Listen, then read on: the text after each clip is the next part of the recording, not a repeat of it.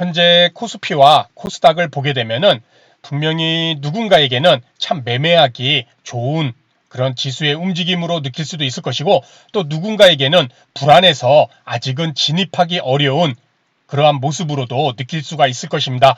일단 저 같은 경우는 보유 종목이 이렇게 총 13종목, 이 중에 2종목은 좀 추가 매수를 해갖고 총 11종목 중 일단은 마이너스 없이 그래도 다 플러스권을 유지한 채 이렇게 10%대도 5종목이나 10% 이상도 5종목이나 좀 들고 있으면서 개인적으로는 좀 만족스러운 그런 매매하고 있는 그런 상황입니다.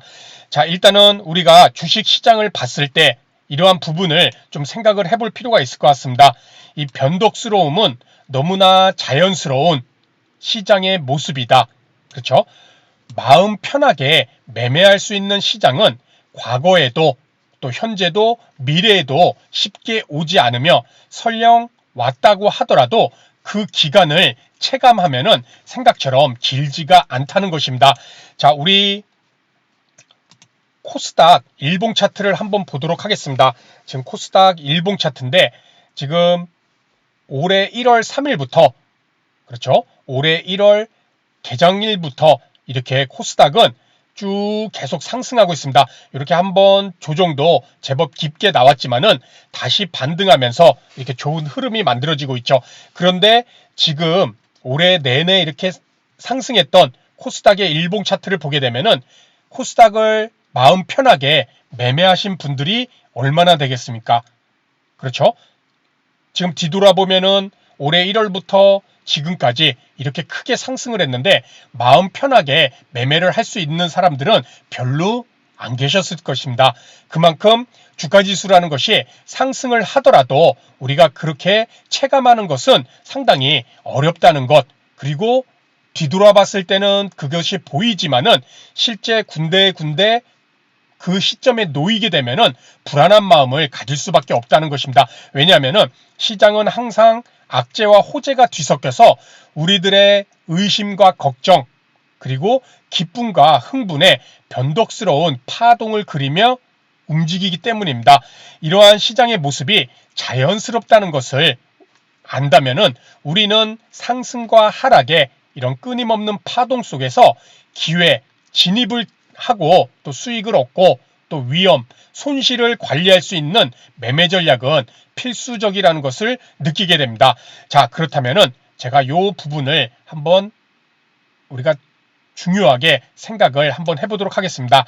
낚시를 한다는 생각으로 기회와 위험을 관리를 한다. 처음에 말씀드렸듯이 지금 시장을 상당히 좋게 보면서 수익을 내시는 분들, 적극적인 매매를 하시는 분도 계실 것이고, 그러한 기회를 잡으신 분들이겠죠. 그렇죠? 하지만 또 한편으로는 위험성 때문에 아직은 들어갈 상황이 아니라는 점, 그래서 완벽한 타이밍 올 때까지 지금의 이런 상승을 놓치신 분들도 분명히 계시겠죠. 그렇죠? 자, 낚시꾼들은 낚싯대를 여러 대 펼쳐놓고 분산 투자죠. 그 중에 한 대라도 고기가 나오면은 수익을 얻으면은 계속적으로 기다립니다. 때로는 미끼만 없어지고 손실이죠. 고기도 못 잡는 경우도 있지만은 또다시 낚싯대를 정비, 손절하고 또다시 던져놓습니다. 고기가 잘 나오는 자리 선정, 그렇죠? 낚시에도 포인트가 있죠. 주식에서는 매수 포인트 또는 종목 선택 등을 잘하는 실력 있는 낚시꾼이라면은 보통 사람들보다 여러 대에서 고기를 낚을 것입니다. 그러나 이 실력 있는 낚시꾼들도 오직 단 한 대, 낚싯대에 단 한 대, 몰빵 낚싯대로만으로는 여러 마리를 낚는 것은 어려울 수 있습니다. 그렇기에 여러 낚싯대를 펼쳐놓는 것일 것입니다.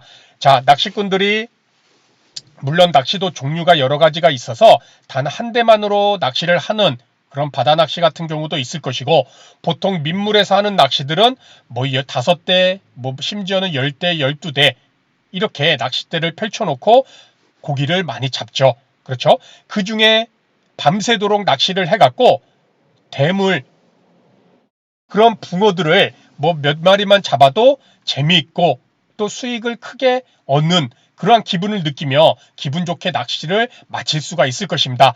이처럼 고기를 잡기 위해서 여러 대의 낚시를 펼쳐놓는 것, 그것을 우리가 주식 투자로 적용하면은 분산 투자로 볼 수가 있을 것입니다. 그만큼 아무리 실력 있는 주식 투자에서 자신의 경험이 많고 종목 선정을 잘하는 또 매수 포인트를 아는 그런 사람이라 할지라도 우리는 수익과 위험 관리를 함께 해야 되기 때문에 이렇게 오직 한 대만의 낚싯대가 아닌 이렇게 위험과 기회를 잡기 위한 그런 관리를 하기 위한 여러 대의 낚싯대를 펼쳐놓는 것일 것입니다. 자, 그렇게 우리가 주식 투자를 하면서 이런 변동스러운 파동을 만드는 주식시장에서 기회, 완벽한 기회라는 것은 없습니다. 그래서 어느 정도 기회가 왔을 때는 우리는 과감하게 좀 진입을 해볼 필요가 있다는 것이죠. 그렇죠?